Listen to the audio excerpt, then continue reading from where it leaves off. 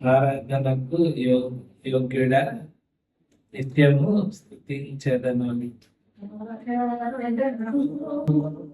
యోగ్యుడా నిత్యము స్తుతించెదను.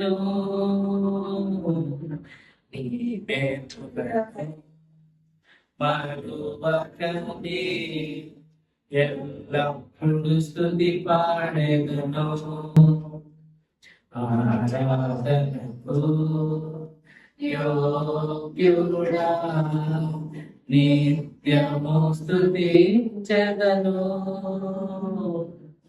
నీ మేలులను మరువకనే ఎల్లప్పుడు స్తుతి పాడెదను.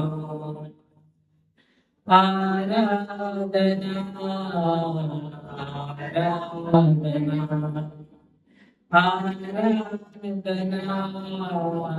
ఆరాధన నీ మేలులకై ఆరాధన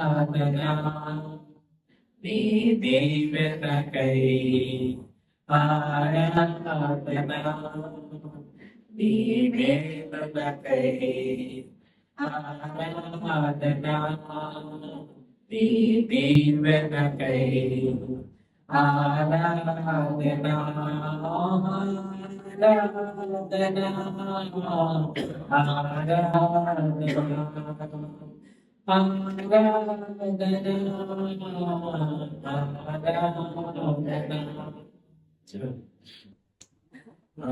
అయితే ఇక్కడ లూకాసు వార్త 24వ అధ్యాయము 1వ వచనంలో చూసినట్లుగా మనము ఈ స్త్రీలు ఉదయకాలం లేచి వాళ్ళు తయారు చేసుకున్న సుగంధ ద్రవ్యాలు తీసుకొని ఆయన దగ్గరికి వెళ్తున్నాము. అలాగే మనము మందిరానికి వచ్చేటప్పుడు ఏమని సిద్ధపరచుకొని వెళ్తున్నాం దేవునికి, మనం ఏమి సిద్ధపరచుకొని, అంటే మనము ఈరోజు సుగంధ ద్రవ్యాలు తీసుకొని రావాలా, లేదంటే మనకున్న ధనము తీసుకొని రావాలా? లేదు. ఆయన ఏమని అడుగుతున్నాడు? మన హృదయాన్ని సంపూర్ణంగా ఆయన దగ్గర ఏం చేయమంటున్నాడు? సమర్పించుకోవాలి. అంటే మన హృదయాన్ని సిద్ధపాటు చేసుకోవాలి, మన శరీరాన్ని సిద్ధపరచుకోవాలి. మనం ఆయన సన్నిధికి వెళుతున్నాము అని అంటే మనము వీఆర్ ఎలిజిబుల్ ఆర్ నాట్ అనేది మనము ఒకసారి మనల్ని చెక్ చేసుకోవాలి. ఎందుకు అని అంటే మన దేవాది దేవుడు అంత పవర్ఫుల్ దేవుడు, మన ప్రభువు అంత గొప్ప దేవుడు, గొప్ప ప్రభు. అటువంటి దేవునితో మనము ఇప్పుడు ఫర్ ఎగ్జాంపుల్ ఎక్కడన్నా ఎవరిదన్నా పై అధికారులు, ఇప్పుడు చీఫ్ మినిస్టర్తో కానీ ప్రైమ్ మినిస్టర్తో కానీ మనకు అపాయింట్మెంట్ దొరికింది అనుకోండి మాట్లాడటానికి, ఒక రోజు ఒక వారం అంతా మనకి నిద్ర ఉండదు. ఏది పోయి మాట్లాడాలా, ఎట్లా మాట్లాడాలా, ఆయనతో ఎంత ఉండేది 2 minutes అంటారు వాళ్ళు. కానీ ఆ 2 minutes కోసం రేపు మాట్లాడాలంటే ఈరోజు నిద్ర పట్టదు. లోక సంబంధమైన అధికారులకే మనం అంతగా మన ఆలోచన, మానవుని ఆలోచన ఆ విధంగా ఉన్నప్పుడు దేవుణ్ణి మనం ఒక ఆదివారము ఆయన్ని ఆరాధించటానికి వెళ్తున్నప్పుడు మన హృదయాన్ని, మన శరీరాన్ని, మన మనసుని ఎంత ఆయుధపరచుకోవాలి, ఎంత ప్రిపేర్ చేసుకోవాలి, ఎంతగా అయ్యా ప్రభువా నీవు లేకపోతే నేను లేనయ్యా, నీవు లేనిదే నా బ్రతుకు లేదయ్యా, నీవు తప్ప వేరే ఒక దేవుడు లేడు నాకు అని మనము మన హృదయాన్ని, మన శరీరాన్ని మనం ఒక ప్రిపరేషన్ ముందుగా సిద్ధపడి ఆయన దగ్గరికి రావాల్సిందిగా నేను అనుకుంటున్నాను. అయితే మొదటిగా సిద్ధపాటు కలిగి ఆరాధన చేసేటప్పుడు, రెండోదిగా పశ్చాత్తాపమైన ఆరాధన. మనం ఆరాధించేటప్పుడు ఆయన్ని సంపూర్ణ హృదయంతో, పశ్చాత్తాపంతో మనం ఆరాధించాలి. దీనికి సహాయకరంగా లూకా రాసిన సువార్త 7వ అధ్యాయము 38వ వచనం. లూకా రాసిన సువార్త 7వ అధ్యాయము 38వ వచనం.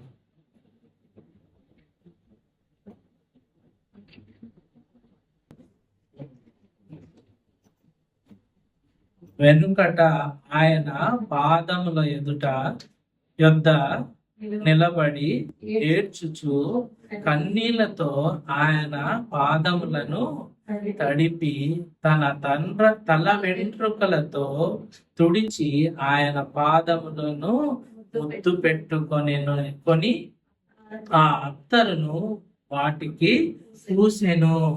ఇక్కడ నేను ఈ వాక్య భాగాలు తీసుకుంటున్నప్పటికీ నేను ఆ యొక్క వారి యొక్క ఉద్దేశాన్ని నేను మీతో పంచుకోవాలనుకుంటున్నాను. ఇప్పుడు ఇందాక మనం చదివిన వాక్యంలో వారు సిద్ధపడి వెళ్ళిన విషయాన్ని మీరు వాళ్ళ సిద్ధపాటుని మీతో ధ్యానం చేయాలనుకుంటున్నారు. అలాగే ఇక్కడ ఏంటంటే రెండోదిగా పశ్చాత్తాపం. ఇక్కడ ముందు జరిగిన సన్నివేశాల్లో యేసు ప్రభు ఆమెను ఏం చేశాడు? క్షమించాడు. ఆమెని, అమ్మా నేను నిన్ను క్షమిస్తున్నాను, నువ్వు వెళ్ళి ఇంక మీదట నువ్వు పాపం లేకుండా జీవించు అన్నాడు. అటువంటి పాప క్షమాపణ దేవుడు మనకి దయచేసాడు. ఎందుకంటే మనం ఇహలోకంలో మన పాపము చేత పుట్టి ఉన్నాము కాబట్టి మన పాపంని క్షమించేవాడు ఒకడు. ఎవరు ఆయన? మన ప్రభు అయిన యేసు ప్రభు వారు. అటువంటి పాప క్షమాపణ కలిగినప్పుడు మనం ఇక్కడ ఈమెం చేస్తుంది? ఆయన దగ్గరకు వచ్చి ఆ పశ్చాత్తాపమైన హృదయంతో తన కన్నీళ్లతో ఆయన కాళ్ళని కడిగింది. దాని తర్వాత తల వెంట్రుకలతో ఆయన పాదాలని తుడిచింది. తర్వాత తన పాదాలను ముద్దు పెట్టుకొని ఆమె ఏం చేసింది? అతి ఖరీదైన అత్తరిని ఆయన కాళ్ళకి వేసి దాన్ని అభిషేకించింది. మనం చూసినట్లయితే మన జీవితంలో అతి ఖరీదైన విషయం ఏంటి? అతి ఖరీదైన విషయం ఏంటంటే మన ప్రాణమే. మన ప్రాణము, మనకు ఆ ప్రాణం ఇంకా దేనికైనా విలువ లేనిది. ఎందుకనంటే చాలా మంది చెప్తా ఉంటారు, డబ్బు ఏముంది, పోతే మళ్ళీ సంపాదించుకోవచ్చు, కానీ ప్రాణం పోతే రాదు. ఈ జీవం ఉండగానే మనం ఏం చేయాల్సిన వారిగా ఉంటున్నామో ఆయనని ఆరాధించే వారిగా ఉండాలి. ఆయన దగ్గర పశ్చాత్తాపడి, అయ్యా ఎటువంటి పాప స్థితి నుంచి నన్ను ఏం చేసావు? లేవనెత్తావు, నన్ను రక్షించావు. ఇక్కడ మనల్ని ఒక పాపపు ఊబి నుంచి ఆయన ఏం చేశారు? లేవనెత్తాడు. ఇహలోకము నుంచి పరలోకానికి మనల్ని వారసులుగా చేశాడు. అటువంటి భాగ్యం ఇచ్చిన దేవుణ్ణి మనము ఏ విధంగా ఆరాధిస్తుంటున్నాము? నిజమైన హృదయంతో పశ్చాత్తాపం కలిగి మన హృదయ అంతరంగం నుంచి మనం ఆయన్ని ఆరాధిస్తుంటున్నాము. ఆరాధనకి కారణం, ఇప్పుడు మనం ఫస్ట్ లో చూసినట్లయితే దేవాది దేవుడు ఇష్టపడి మనల్ని ఏం చేసుకున్నాడు? ఆయన స్వరూపంలో తయారు చేసుకున్నాడు. ఇక్కడ రెండో రకంగా మనకి ప్రభు అయిన యేసుక్రీస్తు వారు ఏం చేశారంటే ఆయన ఆజ్ఞ ఇచ్చారు. ఏమంటే, మీరు నా యొక్క శరీర రక్తాలలో పాలు పొందండి అనేది దాని ఒక మార్గదర్శిగా ఆయన చూపించి రొట్టె రసము ద్వారా అని చూపించారు. సో మనము ఎప్పుడైతే వచ్చి ఆయన్ని ఆరాధించి మన బల్లలో ఆయన శరీరానికి సాదృశ్యమైన రొట్టెలు, ఆయన రక్తానికి సాదృశ్యమైన రసపాత్రలో పాలు పొందుతామో అప్పుడు మనం ఏమవుతాము?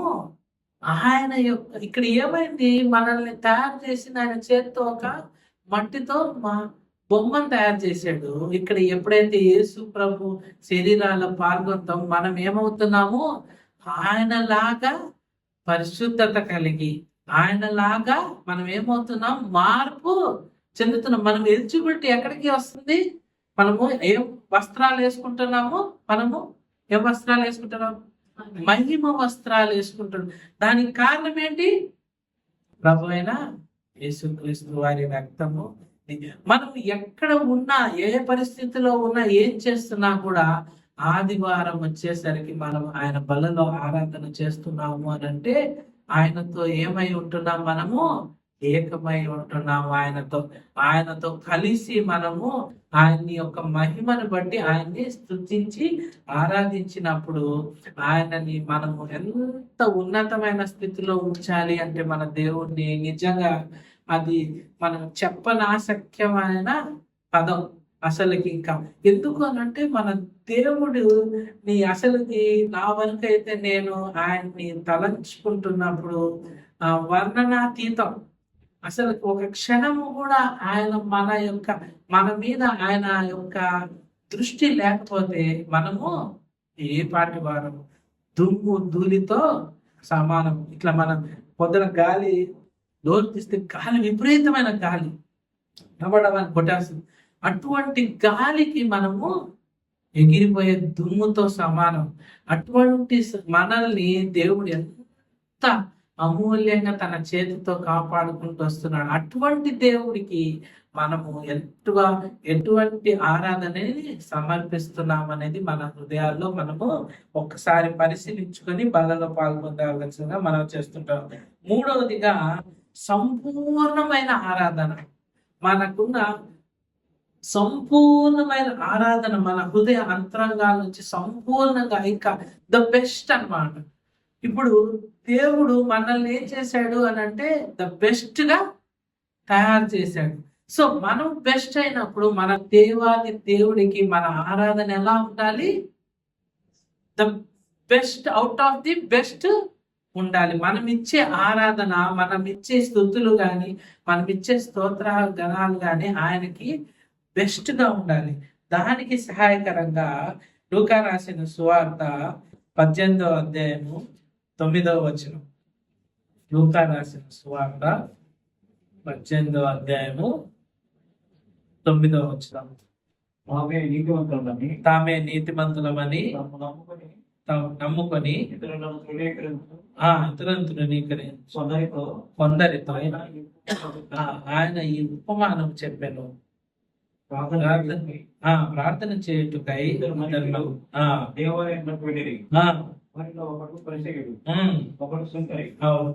పరిసయుడు దేవా చోరులను అన్యాయస్తులను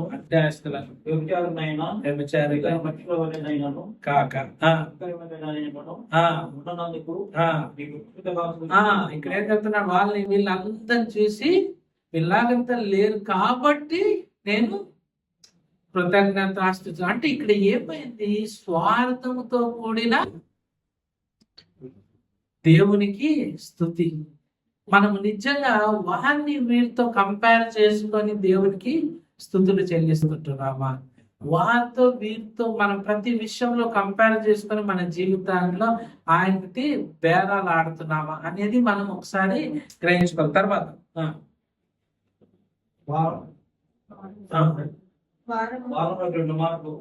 ఉపవాసం చేయొచ్చు, నా సంపాదన అంతటిలో చెల్లిస్తున్నానని తనలో తాను ప్రార్థిస్తున్నాడు. ఇక్కడ ఏమంటున్నాడు? వాసము చేస్తున్నాడు, ఆయన సంపాదనలో ఉన్న సంపాదన కూడా ఆయనకి సమర్పిస్తున్నాడు. కానీ అయితే సుంకరి దూరంగా నిల్చుండి ఆకాశము వైపు కనులెత్తుటకైనను ధైర్యము చాలక రొమ్ము కొట్టుకొనుచు దేవా పాపినైన నన్ను కరుణించుమని. ఇక్కడ ఒకే మాట ఏమంటున్నాడు? పాపినైన నన్ను కరుణించుము అని అంటున్నాడు. అతనికంటే ఇతడు నీతిమంతుడుగా తీర్చబడి తన ఇంటికి వెళ్ళని. ఇక్కడ ఎవరు సాక్ష్యం ఇస్తున్నారు? ఈ ప్రభు అంటే ఈ ఉపమానం ఎవరు చెప్తున్నారు? యేసు ప్రభు చెప్తున్నాడు.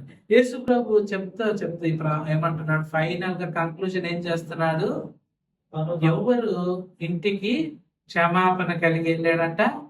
సుంకరి తన్ను తాను తగ్గించుకొని ఆయనని హెచ్చిస్తూ, అయ్యా నేను పాపిని, రొమ్ము కొట్టుకొనొచ్చు ఆయన్ని కేక వేసి స్తుతించాడంట. అటువంటి స్తుతి ఆరాధన నిజంగా మనం చేస్తున్నామా? ఆరాధనలో పాల్గొంటున్నామంటే నిజంగా మన హృదయాన్ని సంపూర్ణంగా మనం దేవుని వైపు కేంద్రీకరించాలి. మన హృదయంలో ఎటువంటి ద్వేషాలు గాని, కోపాలు గాని, ఎటువంటి ఈర్ష్య గాని లేకుండా ప్రభు సన్నిధిలో ఉన్నప్పుడు, ప్రభు దగ్గరికి వస్తున్నప్పుడు నిజంగా మనల్ని మనం పరిశీలించుకొని, ఈ రోజు లేదా ఎవరి మీద మనసు కష్టంగా ఉందా, లేదా నేను నా హృదయంలో భారంగా ఏదన్నా అనుకోని సందర్భం ఉందా అనేది మనం ఒకసారి పరిశీలించుకొని మోకాళ్ళకి ఆయన ప్రార్థన చేసి, అయ్యా నేను ఇట్లా ఉంటే దయతో నన్నే క్షమించు అయ్యా, లేదంటే నా పట్ల వాళ్ళు ఇలా ఉంటే వాళ్ళని క్షమించు, లేదా నా హృదయంలో నాకు తెలియకుండా ఏమన్నా నీకు వ్యతిరేకంగా ఉంటే తీసివే. ఎందుకు అనంటే నేను సంపూర్ణ హృదయంతో నిన్ను ఆరాధించాలి, సంపూర్ణ హృదయంతో నిన్ను స్తుతించాలి. కాబట్టి మనం యేసు ప్రభు వారి శరీరానికి సాదృశ్యమైన రొట్టెలో రసంలో పొందుతుండగా మన హృదయము మన శరీరము సంపూర్ణంగా పవిత్రంగా ఉండి ఆయన్ని ఘనపరిచే వారిగా ఉండాలి, ఆయన్ని స్తుతించే వారిగా ఉండాలి. అటువంటి ఆరాధన ఆయనకి ఏమై ఉంటుంది? సువాసన, ఇంపైన సువాసన కలిగిందిగా ఉంటుంది. అదే రీతిగా చివరిగా కీర్తనలు 98వ కీర్తనలు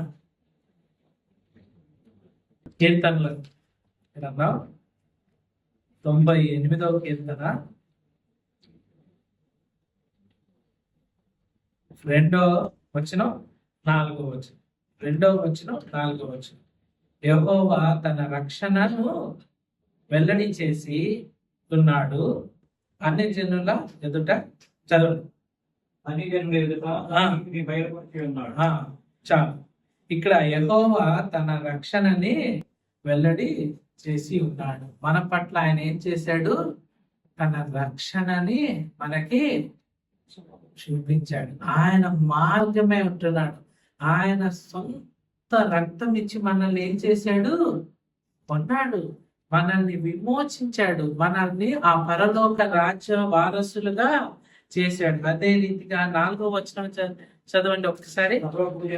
సర్వభూజనులారా యెహోవాను బట్టి ఉత్సాహించుడి, ఆర్భాటముతో సంతోషగానము చేయుడి, కీర్తనలు పాడుడి. ఇక్కడ ఏం చేస్తున్నాడు? మనకిచ్చిన రక్షణను బట్టి, మనకిచ్చిన పాప క్షమాపణను బట్టి మనం ఏం చేయాలి? ఆయన్ని ఉత్సాహధ్వానం చేయాలి, ఉత్సాహ ధ్వని చేయాలి, ఆయన్ని సంపూర్ణ హృదయంతో ఆరాధించాలి, ఆయన్ని సంపూర్ణ హృదయంతో గణపరచాలి, ఆయన సంపూర్ణ హృదయంతో కీర్తించాలి. ఆయన మహిమా స్వరూపుడు అయి ఉన్నాడు కాబట్టి మనం కూడా ఆయన శరీర రక్తాల్లో పాల్గొంది మనము ఆయన్ని మహిమతో పరిశుద్ధతతో ఆయన్ని ఉన్నతమైన స్థితిలో ఆరాధించే వారిగా ఉండాలని ప్రభు పేరట మనం చేసుకుంటున్నాం.